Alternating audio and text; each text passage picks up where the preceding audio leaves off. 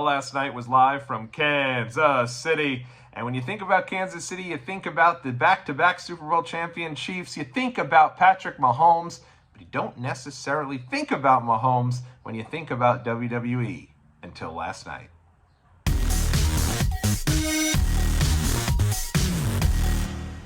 What's up, world? It's your boy Tommy on the spot for Watch Along Wrestling. Hopefully everyone is doing well and staying safe.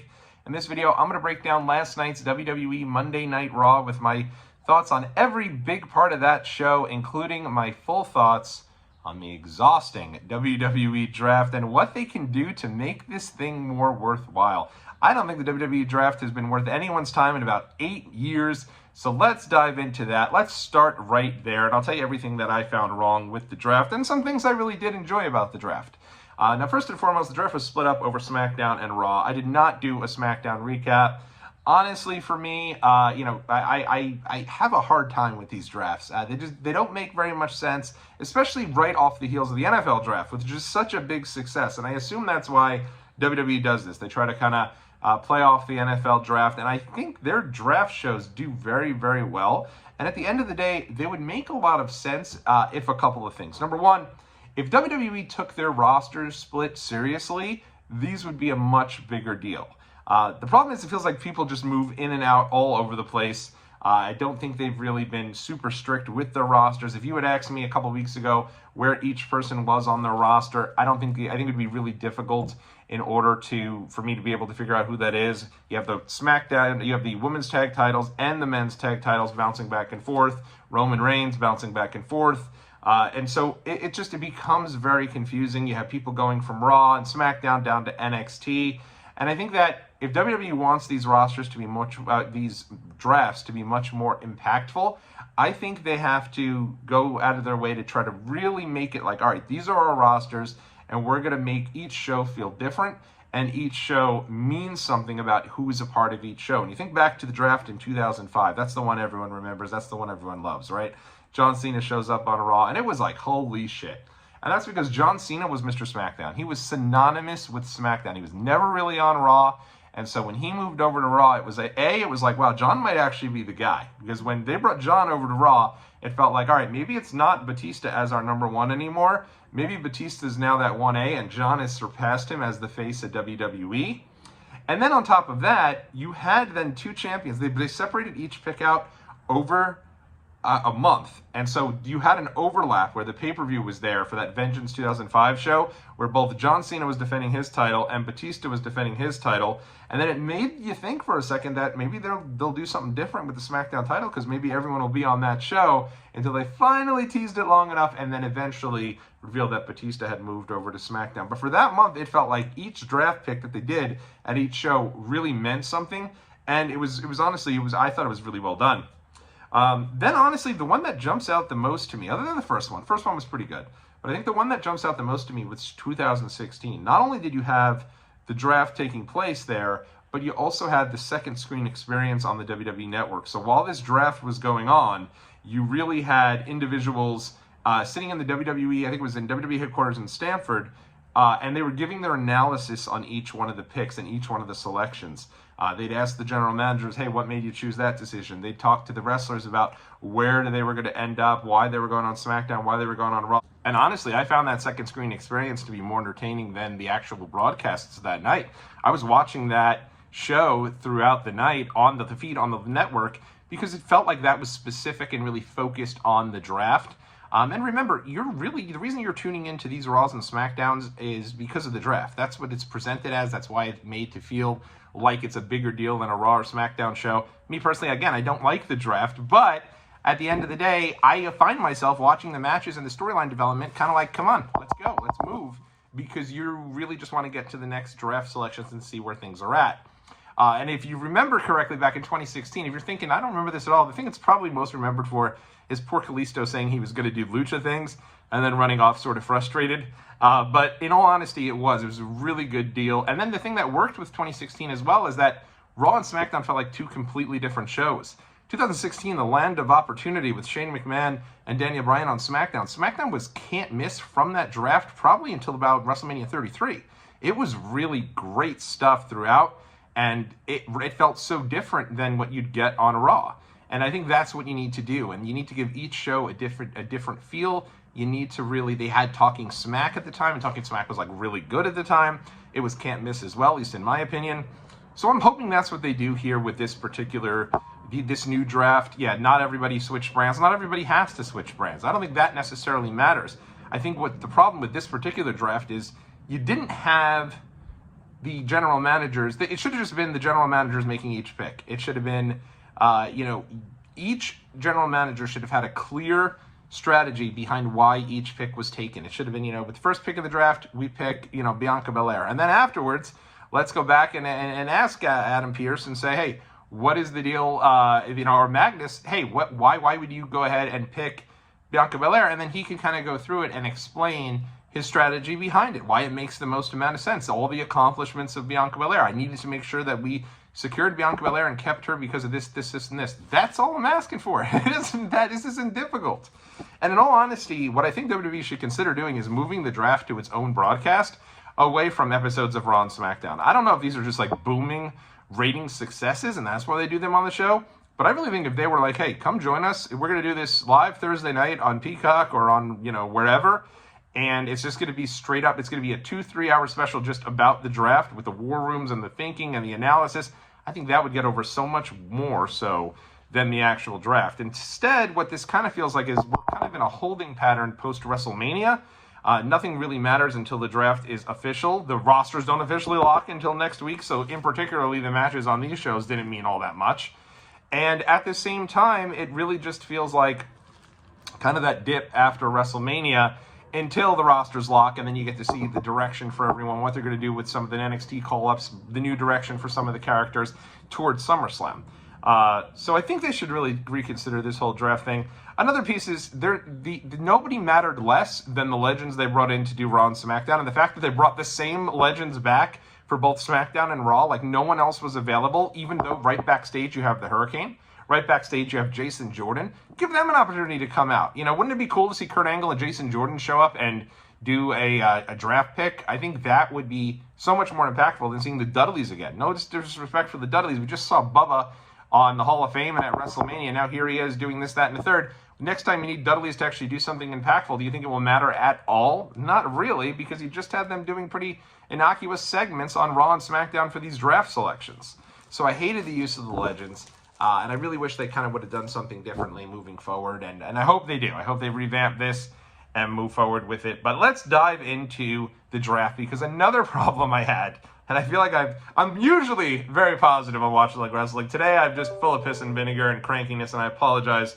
But another problem I had with this draft is that it just made absolutely no sense. There should have been somebody marching backstage to say, hey, please help me to understand why you're picking Ricochet if Drew McIntyre is still there on the board. It makes no sense, right? Drew McIntyre just won the world title at WrestleMania. And at the end of the day, he's getting picked like in the middle after a variety of the Mid-Card Express. It just makes no sense to me whatsoever. But let's dive right in this. And remember, the champions were also not eligible, which I understand why they do it, so that it's not like that awkward deal we have to pass the titles and change the titles. Obviously, no one liked the championship switch between Becky Lynch and Charlotte from years ago. But to me, if you were sitting at home, if I'm hearing every champion's ineligible, the draft doesn't matter. It's just why do I care? If everybody who matters and is a champion is ineligible to be drafted, there's another thing that just doesn't make any sense. In any event, let's get into it. I'm going to start with the draft on SmackDown, and we'll work our way through that. Round one on SmackDown. You had Bianca Belair. I understand why they do this, because otherwise it wouldn't make any sense. You'd just have the low card and the mid card working through. But at the same time, by doing that, again, it's just, hey, these are the guys eligible. These are the guys eligible. Why are they eligible this night? No reason, right? It just doesn't make any sense. So anyway, Bianca Belair, she was drafted first, makes all the sense in the world. Jey Uso makes sense. He's on the rise.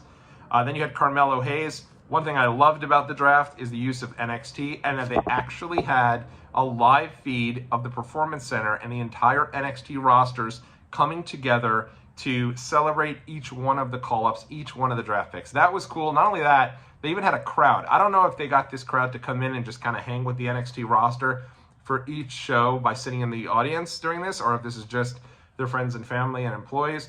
Probably their friends, family, and employees. But I will believe that they had a crowd come out and support and hang out and watch the draft with the NXT roster. I mean, what a cool deal. Anyway, so Carmelo Hayes makes all the sense in the world. Now Seth Rollins, he's on Raw, right? Raw picked Seth Rollins.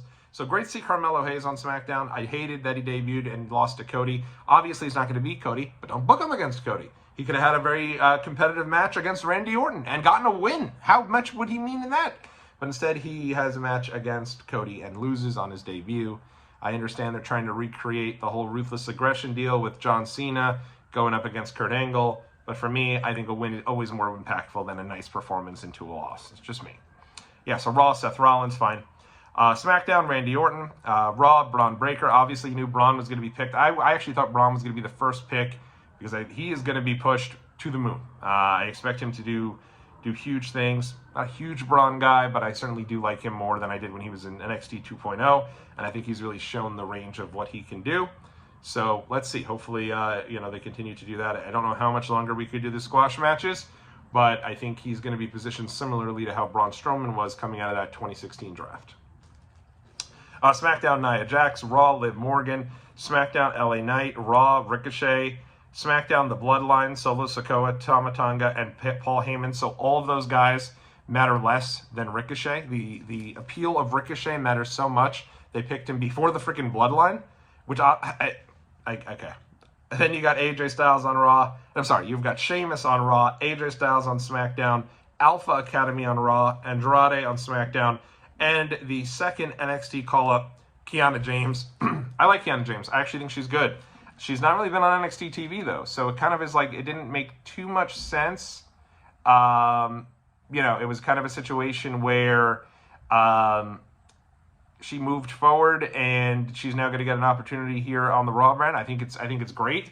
I would have liked it if she's been on NXT a little more, so that it would have made a little bit more sense as to why she was drafted. But this is where I think a post draft interview really could help a lot. Instead, it's just she's Kiana James. Who is she, right? I'm sure they'll show some profile packages on her, but I would have loved like a bit of an interview here with Adam Pearce going through why he picked Kiana James and what it was about Kiana James. He had his whole pick of the entire NXT roster, and he went with Kiana James. What made him choose that? I think that really would have went a long way. So this leads to Raw.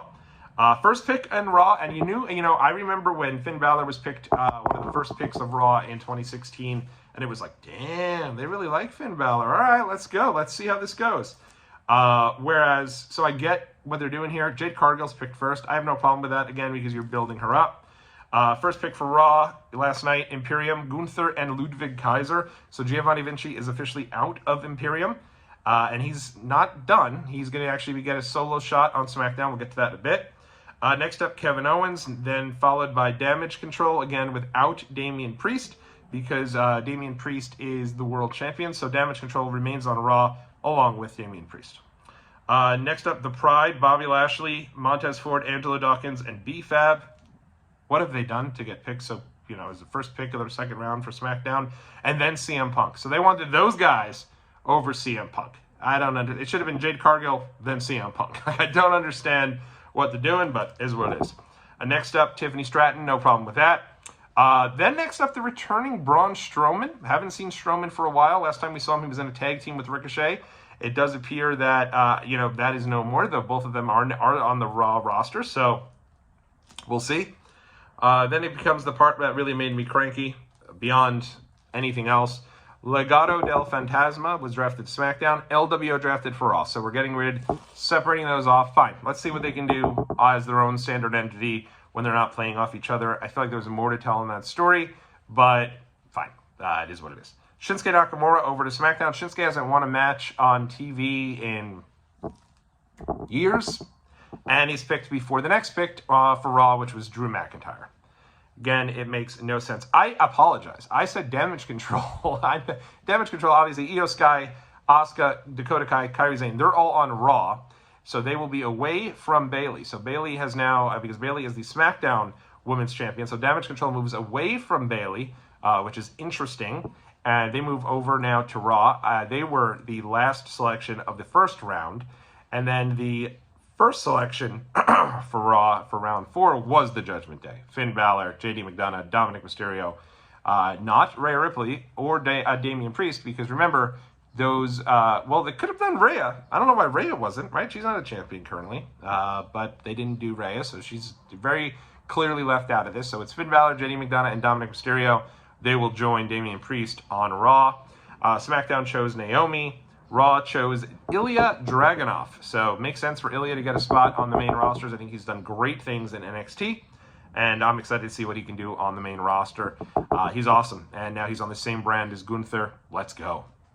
SmackDown, Chelsea Green and Piper Niven. That's fine. Then you get into the 5th round. So they start with The New Day on Raw. Kofi Kingston, Xavier Woods. Seems like they're teasing a bit of dissension. And honestly, it's time. It's time. New Day, it's been a faction since 2015. So we're on 9 years of the New Day. That's far longer than any faction has been a faction and has not had any breakups or not had any times to disband. Yesterday you saw a little of that with Kofi throwing in the towel for Xavier Woods. I'd love to see what these guys can do at this stage on their own, and I hope that's the direction they go. They don't even need you don't even need them to feud. You can just have them say, you know what, we're gonna disband the New Day and see where it goes. Pretty Deadly, Elton Prince and Kit Wilson on SmackDown. Next up, Lyra Valkyria on Raw. Makes all the sense in the world. She had a great match with Becky Lynch. Then she won the title. She has since lost the title of the NXT Women's Championship. So let's see what she could do on Raw. She'll now go on to Raw, the same brand as Becky Lynch. I think that'll be interesting. And then the final selection, 5th round, Candice LeRae and Indy Hartwell. All right, this leads to round number 6. Final Testament, Karrion Kross, Scarlett, Akam, Razor. And they did also say Paul Ellering, so he's also still a part of that group. DIY on SmackDown, neither of which really felt like it was impactful, really at all. Bronson Reed, who had a good match on Raw, but at the end of the day is picked all the way down here. And then the last pick of the draft on SmackDown. So again, another woman coming up from NXT, Blair Davenport. That wasn't it for the draft, and I actually think that some of these draft picks in the supplemental draft will be even more impactful than some of the picks that were picked on the actual show. So WWE Raw selected the Creed brothers and Ivy Nile. They also picked up New Catch Republic, Pete Dunne and Tyler Bate. They picked up Katana Chance and Kaden Carter, Natalia, and then from NXT, Dijak. Dijak is, I'm really happy for him. I think he's done a great job kind of building himself back up in NXT. He's the only member of Retribution to last through that entire deal. And I know a lot of people will look at Mia Yim, but remember Mia Yim at one point was actually let go from WWE and then worked her way back. So Dijak's that one guy. Feast your eyes. He will now be on the Raw roster. I'm really interested to see what they do with him in this new character. He has great matches every time out. Couldn't be happier for Dijak. And then Odyssey Jones. Now, Odyssey Jones was drafted the last time that we had a draft, and he is the last picked in the supplemental draft. This feels like maybe it's kind of a joke or something to that extent. But he was drafted by Raw last year and did not make a single appearance, I don't believe. But Raw made sure they held on to him. He was the last pick on the supplemental draft. Hey, I like the guy. I hope that he gets an opportunity. But again, this felt kind of strange. SmackDown in the supplemental draft gets Giovanni Vinci, so it'll be interesting to see what he does on his own. Apollo Crews, so I guess he's kind of coming back up to the main roster from NXT. At one point, Apollo Crews was doing really good stuff, I thought, as Intercontinental Champion. So I'd love to see him get another opportunity to kind of be built back up, because I do think there's a lot there with him if given that opportunity and given a real chance to do something. And then Tegan Nox. So Tegan Nox and Natalia separated there on the draft. So let me get into quick thoughts about the remainder of the show. Biggest thing on the show, other than the draft, without question, the appearance by Patrick Mahomes. And this was very interesting because Logan Paul and IShowSpeed come out. They still have IShowSpeed. I will say this.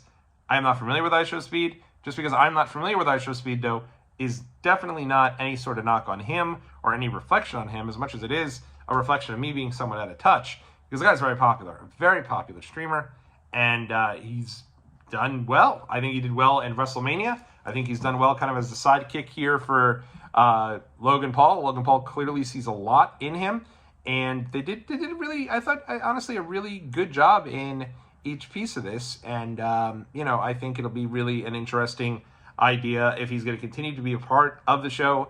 But anyway, they came out, they introduced Patrick Mahomes. Crowd goes obviously crazy. Mahomes is playing this up, and I assume that's it for him, right? I assume that's going to be LeBron James with a flip cam. He's just a fan. He's here. He's happy. Here's the picture with the Kansas City belt, and away we go. But it wasn't. As a matter of fact, Patrick Mahomes actually got involved. Ends up giving his Super Bowl rings to Logan Paul so he can knock out Jey Uso. So Patrick Mahomes was actually playing the heel in Kansas City and was soaking it up. Like, this was very cool. I loved this. This part of Raw I thought was so much fun. And, I mean, what a big coup for Raw to get Patrick Mahomes on the show and to actually be involved in an angle. Just awesome. And it led to the return of Braun Strowman, who I thought looked fine. I've not always been a huge Braun guy. I feel like his whole deal of like, hey, this is all fake. My real name's Adam Sure, and what you're watching is a waste of time. I feel like he's had too much of that, and I do think he's been humbled over this last year, teaming with Ricochet after he put him down for no reason. WWE kind of put them together. I think clearly you could tell they sent some sort of message to him that, you can't act like this, and you know what? You're going to talk smack to, put Ricochet down right on Twitter for everyone to see and not care. Fine, you guys are going to be a team, and I thought they were a damn good team, honestly. So interesting to see, though. I do think Braun can be more. He came out, had an altercation with Patrick Mahomes. They look like they're about to come to blows till Jey Uso pulled Braun Strowman off. Obviously, Pat Mahomes is worth a ton of money. He's not going to be doing any matches for WWE, but I thought it was such a cool deal and really out of nowhere. It caught me so off guard. I loved this. Also on the card, you had Gunther defeating Xavier Woods via submission. I wonder if they link up in the King of the Ring tournament that kicks off next week. But the big deal here is, you had Kofi come in, throw the towel in. So it'll be interesting to see if Woods is offended by that and if that does cause some dissension against for the New Day. Intercontinental title, Sami Zayn defeated Bronson Reed. Chad Gable interfered and cost Bronson Reed the match. So they're continuing to build there between Gable and Sami Zayn. I'm sure they'll link up again here real soon. But it was interesting that Bronson Reed was not happy that Chad Gable came out and interfered, which I thought was great. It wasn't just suddenly like, oh yeah, I'm going to help you with whatever your prerogative is. It was, you just cost me a shot at the Intercontinental title. I had Sami Zayn, and you cost me a shot at the Intercontinental title. So I thought that was really well done.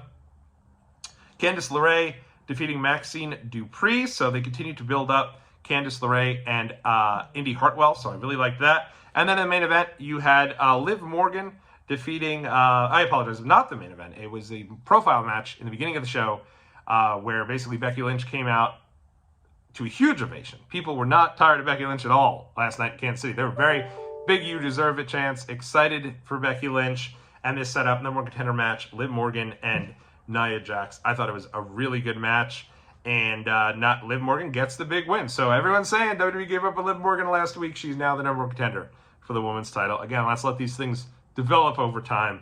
And so I think Liv is continuing to be built over time, and Nia Jax now on her way to SmackDown.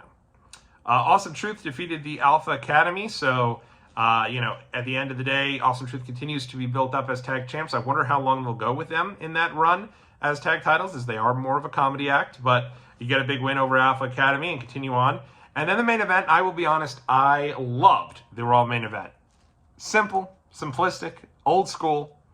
Judgment Day, obviously they're a unit. You had JD McDonough, Finn Balor, teaming with Damian Priest to take on the team of Jey Uso, who's the number one contender, and then two of his babyface buddies who were there. They had a point to be there. They're feuding with members of the Judgment Day in Andrade and Ricochet. And both of them are great in the ring. Both of them are nowhere near the level of caliber where Jey Uso is. But I really enjoyed this match. I don't know what it was. I thought this match was so much fun. And at the end of the day, Jey Uso and the babyfaces get the big win. So leaves the heels now in peril. It looks like maybe there's some dissension between the members of Judgment Day as Damian Priest continues to let them know, I don't need your help, but you keep giving me the help, and at the end of the day, you're costing me here. So I love this. It sets up that old school vibe of, oh wow, Jey Uso has the upper hand. Is he going to be the one to dethrone Damian Priest in Backlash? At Backlash, I think the answer is an emphatic no. I'll go, but that's another video for another time. But yeah, I love the hell out of this. This was a fun Raw main event. In any event, let me know what you thought of Raw last night in the comment section. And what are you going to do with WWE Draft? Triple H gives you a call and he says, I don't know what to do with this draft. This draft is just not working. At the end of the day, what are you going to do? What are your suggestions for Triple H and for the WWE to make this draft a bit more impactful? I gave you mine. Let me know what you think about them in the comment section below. And we're going to be back with so much more stuff the rest of the week. A new video every day. There might even be another one at the end of this day. So keep it locked right here. Watch Along Wrestling. Until next time, everybody.